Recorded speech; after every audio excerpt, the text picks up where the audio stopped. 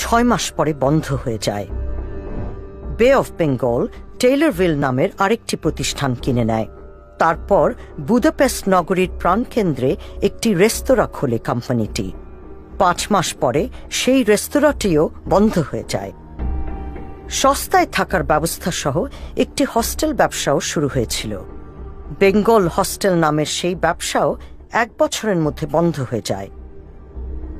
কিভাবে অর্থ পাচার প্রতিরোধ করতে হয় সেই বিষয়ে ব্যাংকগুলোকে পরামর্শ দেন গ্রেয়াম ব্যারো। এই ব্যবস্থা পরিকল্পিত অপরাধের দিকে ইঙ্গিত করে।